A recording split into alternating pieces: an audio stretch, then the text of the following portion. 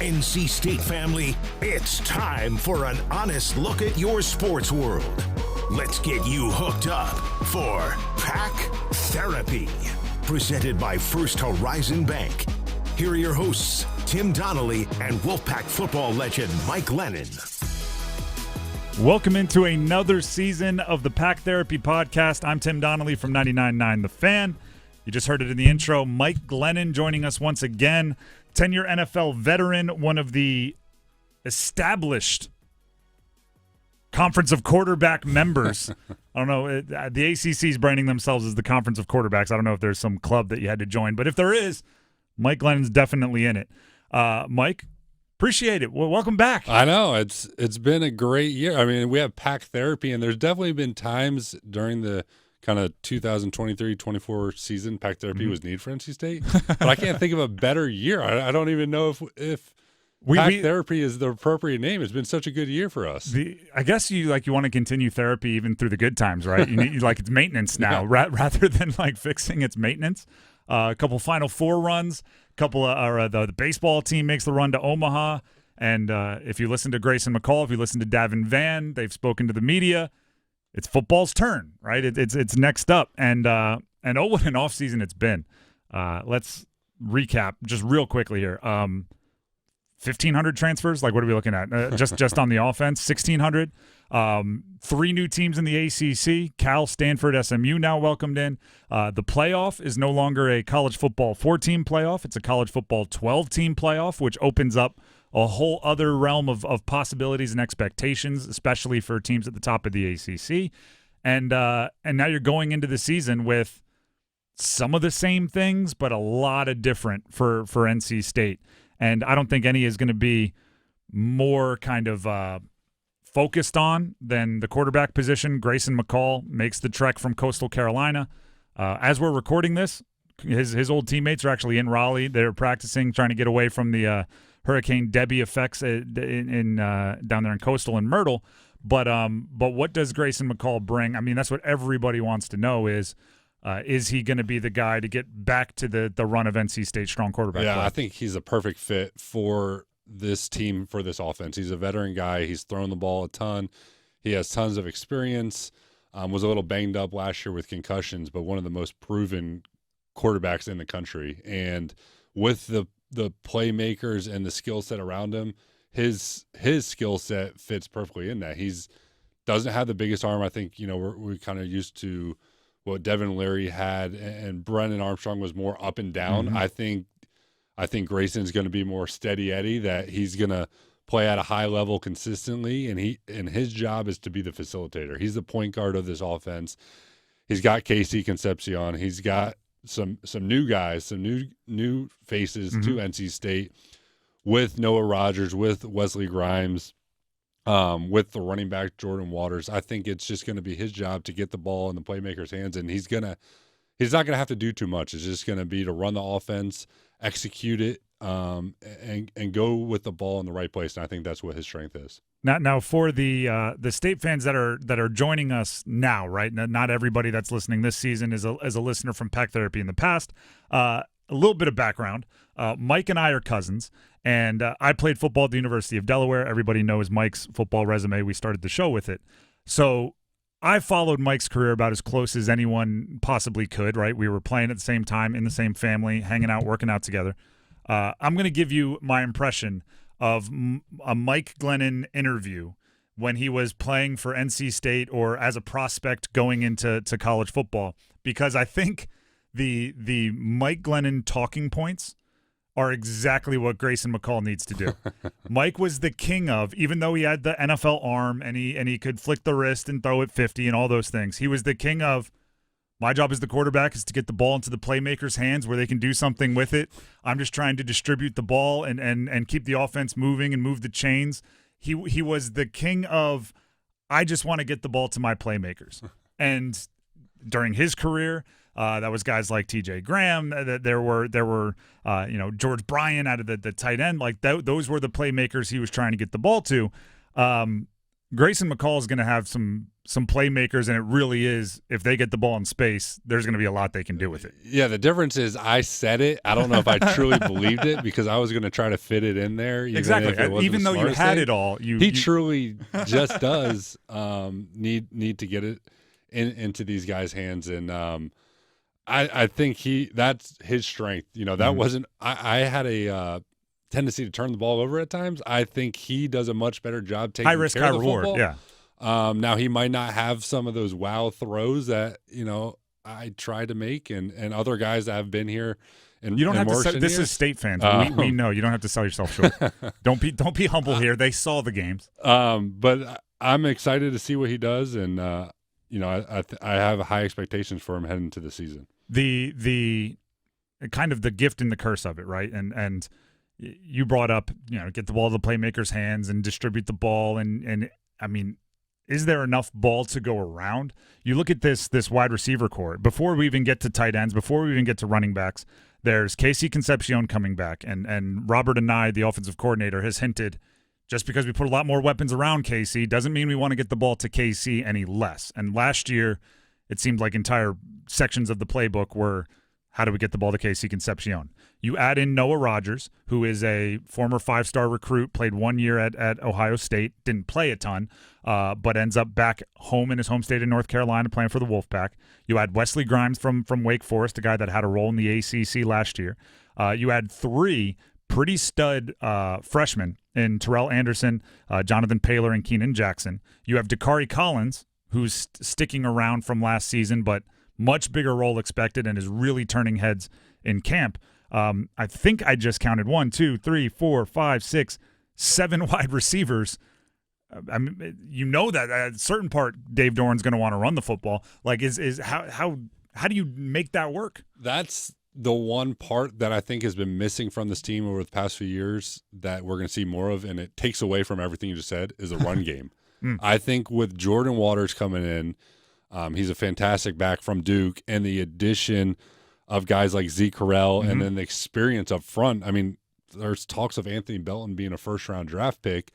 I think we're going to see a rushing attack that we haven't seen in recent years from truly running backs. Last year, it kind of morphed into the Brennan Armstrong, Casey Concepcion run game, where this year I think it's going to be your more traditional running back run game, and I think that's what Dave Doran wants to do. He wants to run the football. They just haven't been able to establish that in the past. But finally this year they're going to. So mixing that running game in with all these playmakers, I will be curious to see how they kind of distribute the ball. Exactly. I mean, if you're running the ball, whatever modern football, it used to be like 60% of the time. If you're running the football 45% of the time, and obviously game flow and everything has an impact on that. That's even less passes for Grayson McCall to attempt, even less targets for guys like Noah Rogers to have an impact on the game.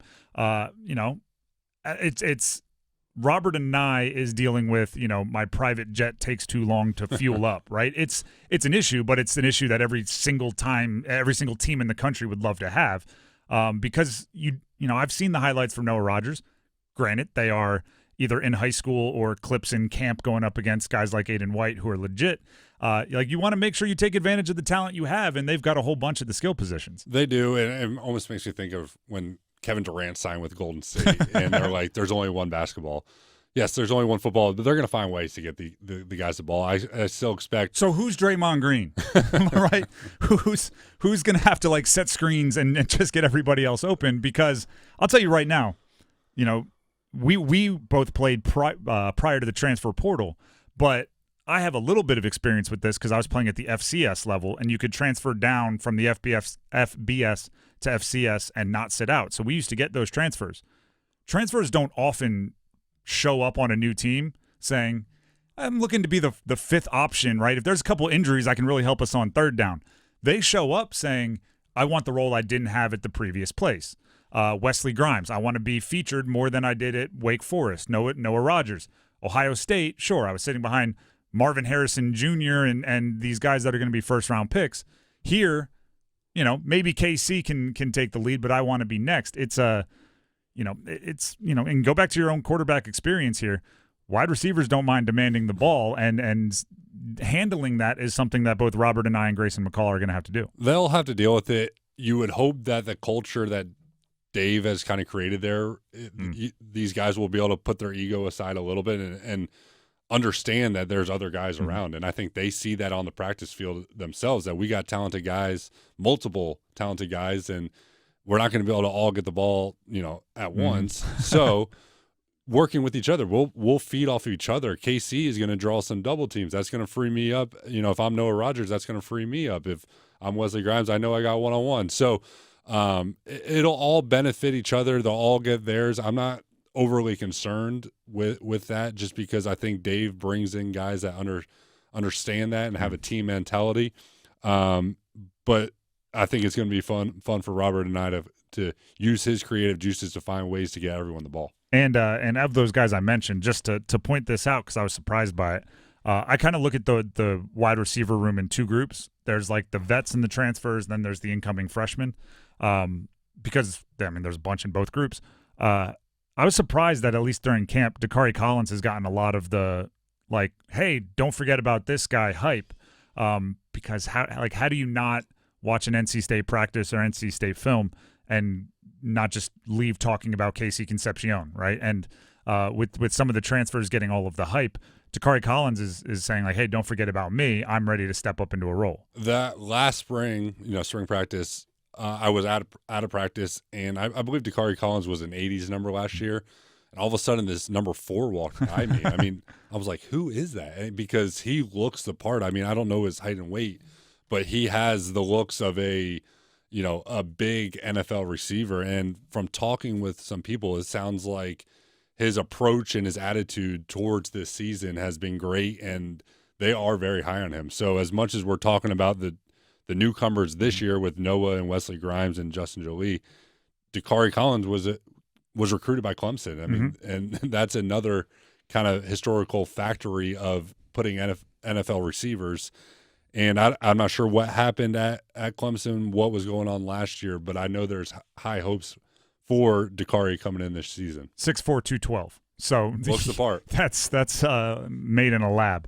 And then just quickly, out of the other group, that freshman group, just based – sometimes I think we're too married to it, but also you look historically being a 4-star matters, right? To win a national championship, it's almost guaranteed you need to have a certain percentage of your roster, 5 and 4 stars and all this.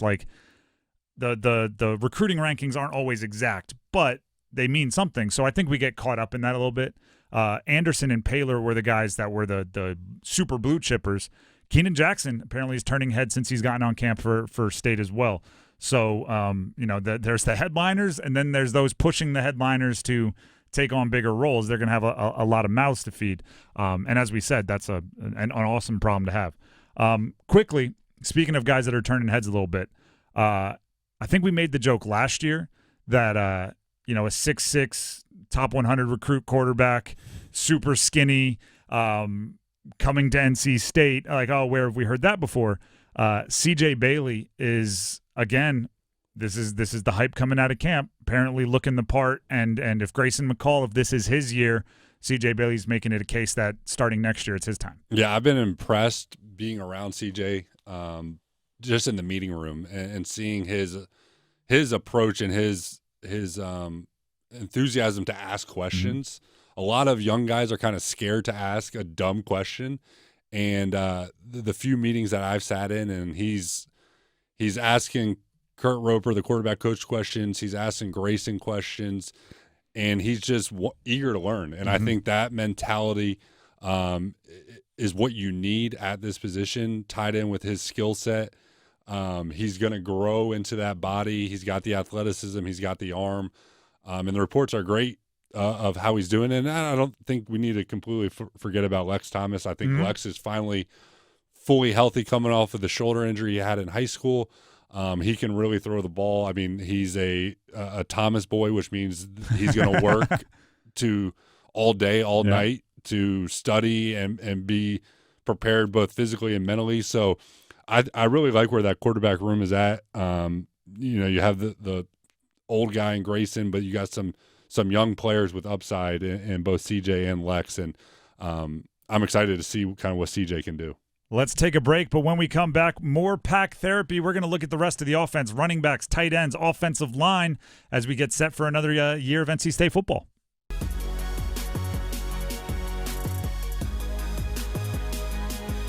Back here on Pack Therapy, first one of the 2024 NC State Wolfpack football season. We talked a lot of quarterbacks, a lot of wide receivers in that first segment, rightfully so. Headliners, fantasy football positions. It's what it is. But the rest of the offense is not going to look the same as well. Robert and I, Dave Doran, shout out to the NIL collectives. A lot of work over the offseason, kind of bringing in a bunch of new talent. Let's start with the running backs. You hinted at it in the first segment. State's going to hopefully be able to run the football this year. You look at the last few, hasn't really had the offensive rushing attack kind of traditional, right? Hand it off to the running back, pick up yards. That maybe Dave Doran wants. Jordan Waters comes the long haul from Durham, from Duke in the transfer portal. Hollywood Smothers, one of the players of the year by multiple publications a couple years ago in high school North Carolina football, goes to Oklahoma, returning home back to the state of North Carolina to play for NC State.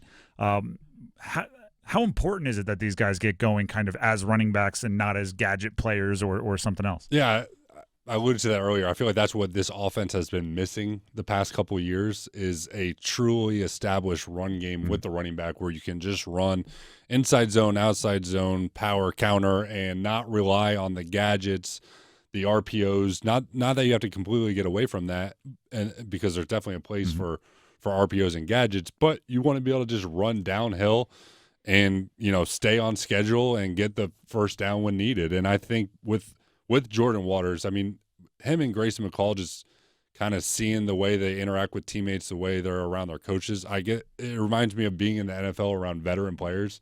It's like they're confident in who they are. They've been there, done that. It's not fresh. It's not new. They have the experience out on the field that they've done it. And I think Jordan Waters is going to be a huge addition to this offense. And then I think bringing in a guy like Hollywood Smothers, who obviously has a lot of potential, but that's what it is right now, is it's just potential. But I think he's another element that can bring to this offense, whether it's this year or in the future.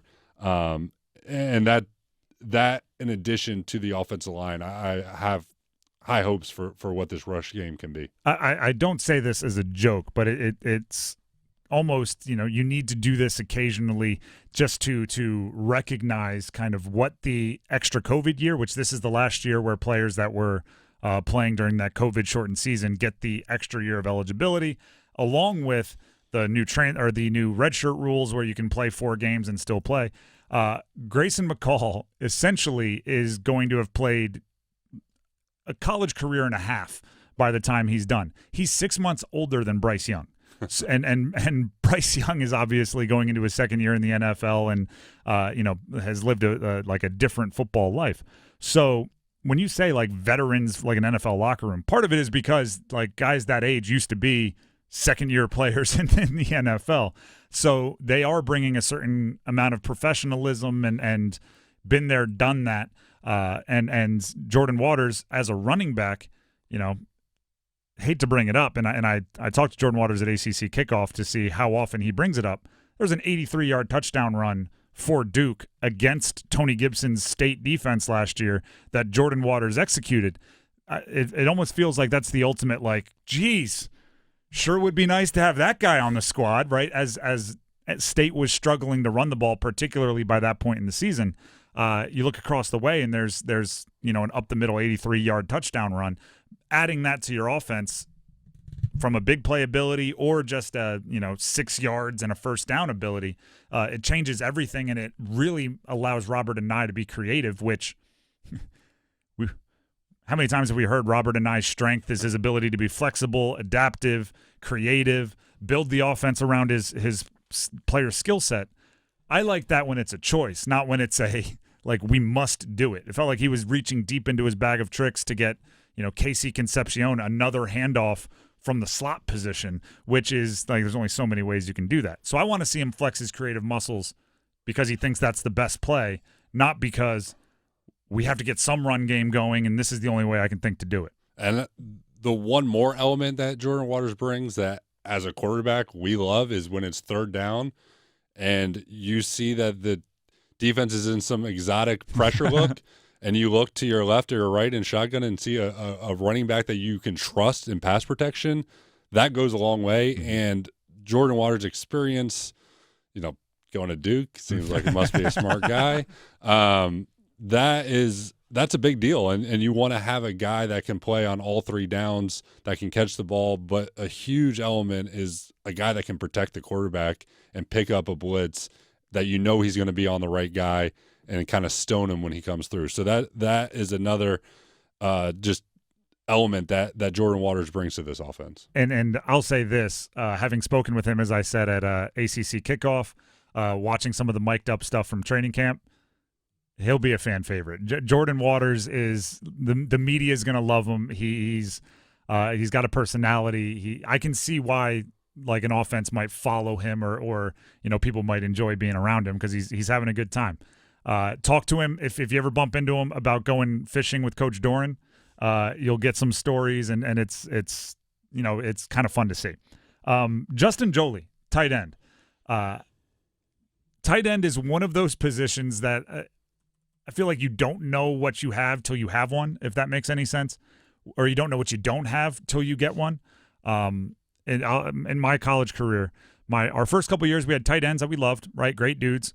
Towards the end of my career, Nick Boyle, who ended up playing with the Baltimore Ravens for a bunch of years before he blew his knee out, showed up, and our entire offense went, oh, all right, this is so much easier now, right? We can dictate to the defense what we want to do because they don't know if it's a run play. We're going heavy. They don't know if he's in the backfield. You can move him. We can also send him on a wide receiver style route. Justin Joly, coming from UConn, another guy who state played last year, and it might have been sure it would be nice to have that guy on the squad. Let's get him over here. Led the country in forced broken tackles by a tight end last year. He brings some playmaking to a position that can, again, give Robert and I just another chess piece. What he's going to benefit from what we talked about earlier, that we're going to see double teams at other positions with KC and his receivers. He's going to be matched up one-on-one with a linebacker or safety almost all the time. And that creates a huge mismatch problem that defensive coordinators are not going to want to put their linebacker on Justin Joly on a big third down playing man. So what do? You have to put a safety on him. Well, if you bring a safety on him, that means they're going to be in single high coverage and one of those other receivers is going to have one-on-one. So that just allows for matchup problems. It's like, well, if KC's doubled, then I can go work Justin Joly or one of these other receivers. If Justin has a safety on him, that means we're one-on-one somewhere else. So he's going to be a big addition to him. I'm curious to kind of see what he is as a blocking tight end, or is he more just that kind of, receiver that's lined up at that wide tight end position. But the numbers are impressive. He caught the ball a lot, breaking tackles, obviously a guy that can do something with the ball after he gets it in his hands. So it's going to be exciting to see how the pieces of the puzzle kind of come together and the creativity that Robert and I has to get everyone the ball. I'm going to throw a situation out there involving Justin Joly. If you go look at Grayson McCall's best college seasons at Coastal Carolina, by the way, no disrespect to Coastal Carolina, but group of 5 roster, right? Not an NFL player at every single position. Isaiah Likely was there for the best of Grayson McCall at Coastal. He's now, if it wasn't for Mark Andrews in Baltimore, he would be one of, I believe, the more prolific tight ends, pass catchers in the NFL for Lamar Jackson in that offense. I believe he had near 1,000 yards in 2021 when he was playing with Grayson. So Grayson McCall is comfortable feeding the tight end and using him for big plays and touchdowns and all those sorts of things. So Joly could slide right into that role, and Grayson would feel mighty comfortable with a lot of experience finding him. He had, actually, I just brought it up here, 912 yards and 12 touchdowns in 2021 for Likely. So, again, granted, less competition for targets and all that. I wouldn't necessarily think he's going to treat Joly exactly like he treated Isaiah Likely, but it's good to know that history is there for the tight end. And then there's the offensive line. And no disrespect to the offensive line, couple quarterbacks here, probably should have led with them, right? Most important guys on the team. It's kind of nice to know, hey, feel like we need some help on the interior of the offensive line. Let's hit the portal and bring in a 2-year starter from Notre Dame. Zeke Correll shows up. Kind of nice to know when you're Grayson McCall, you have, as you mentioned, a potential first-round pick and Anthony Belton protecting your blind side as a left tackle. After last season, where at times it felt like both Brennan Armstrong and MJ Morris were speeding up their internal alarm clock a little bit, I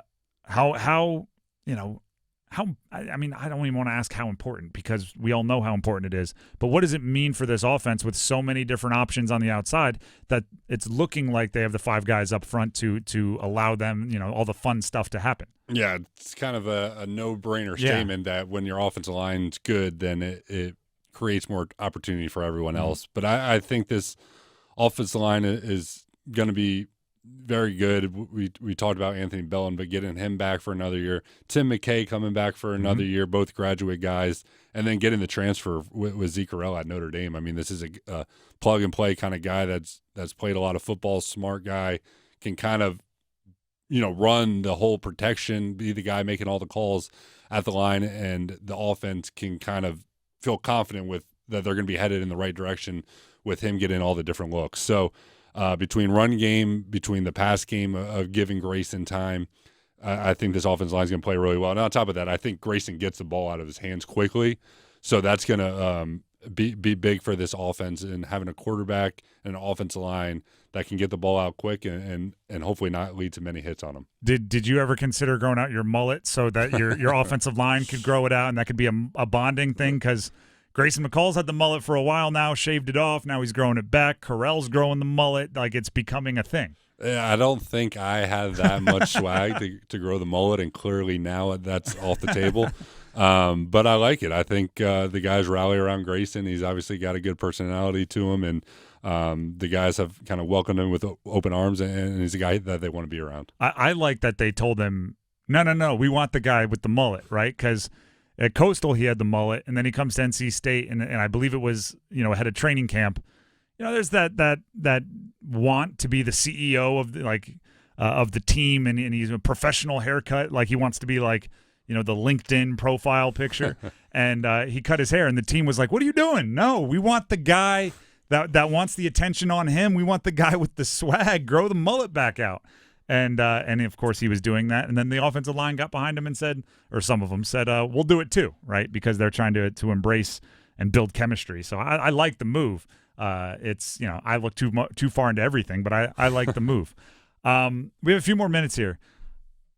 I want to be clear. I'm not ignoring defense. I just really trust Tony Gibson. So we could have spent half this podcast talking about how are you going to replace Peyton Wilson, and how are you going to replace some of the guys in the secondary, and what does this defensive line have up their sleeve to get after this conference of quarterbacks with all of these accomplished passers. Part of me just says, I want to wait to see what Tony Gibson does with this unit before we even talk about it, because I guarantee you there's something we won't see coming.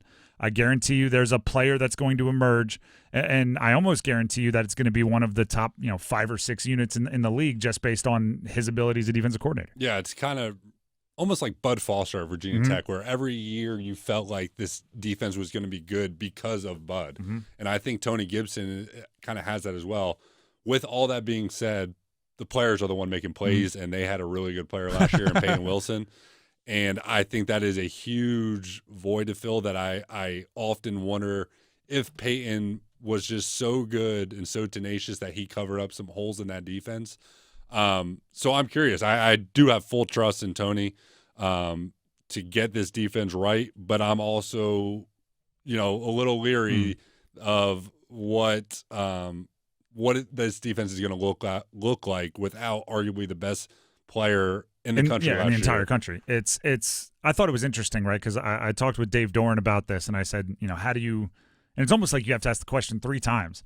How do you replace him as a leader? How do you replace him as just a physically gifted player? And then how do you replace him as far as, like you said, covering for others? And I got the coach speak answer. It's not going to be one guy. It's going to be the entire defense. Everybody's going to have to step up. But then he did say, obviously it's going to be Sean Brown stepping into that position. I think it's kind of a interesting move and a smart move, and this is what I talk about where like Tony Gibson's going to surprise us. You have a linebacker that runs like a safety in Peyton Wilson, maybe even a corner, right? 4 whatever at the combine. How do you replace him? Get a safety and move him to linebacker so you have another guy that moves that well and can do some of the things Peyton Wilson can do. Sean Brown is a guy that could earn snaps in the secondary and now is moving into the linebacker core. So, you're going to have to get creative, basically, with how you replace Peyton Wilson. I do want to highlight Davin Van. I think I referenced this same list last year.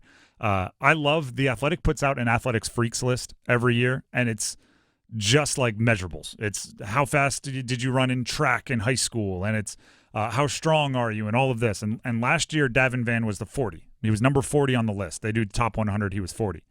This year, he's number 6.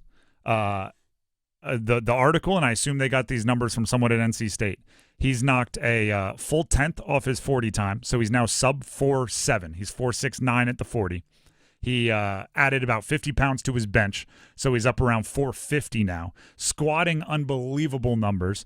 Still has the athleticism and size, and he's upper 200s, right? 270-ish, 280, whatever it is.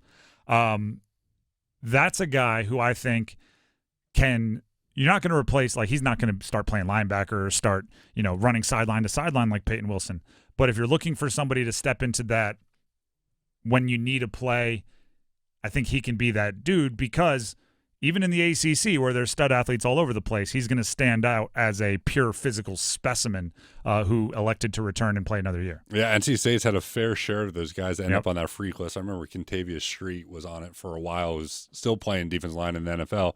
But Davin Van is going to be a huge part of this defense, both from disrupting plays, but he's also a guy that's going to execute his assignment and open up plays for guys like what Peyton Wilson was last year and what Sean Brown will be this year, is that a lot of things kind of funnel, if the defensive linemen do their job, it funnels the tackles, the physical tackle, into the linebackers where it allows them to play downhill and make the play. So Davin Van's not only a guy that you can expect to see, disrupting the passer and all that, but he's a guy that's going to play with good gap integrity, and he's going to do the assignment to allow the other guys to make the tackles. Defense is kind of funny like that, right? Because if like your safety has a bunch of tackles, that means your linebackers aren't doing their job, right? It's not, you don't necessarily, like, as a safety, you don't want to lead the team in tackles.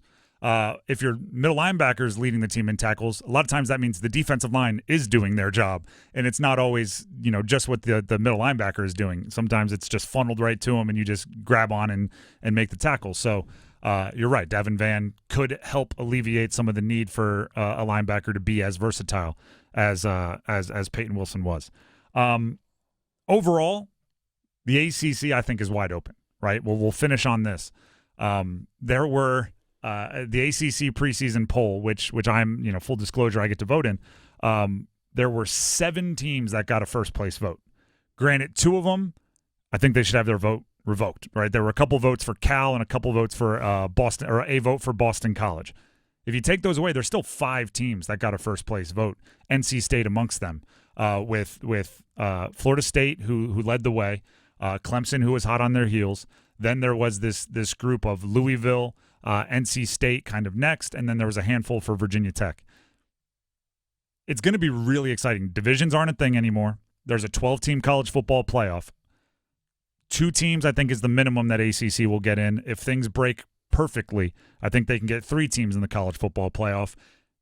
There are some very big and lofty goals on the table for NC State that in certain years in the past, I just, you always start with win your conference, but it's you don't even have to do that to make a college football playoff right now. There's some cool things ahead if all of this talent we've talked about can come together. There definitely is, and it kind of just brings me back to the past year of NC State sports. I was actually in Dallas with Dave Doran when NC State knocked off Duke, and I remember bringing up to him, I was almost jealous and having FOMO. Like, I was so happy for NC State, but I was almost like, that's what I wanted. I came to NC State to be the one to lead the team to, ACC championship to what now is the college football playoff. And there's just new goals now.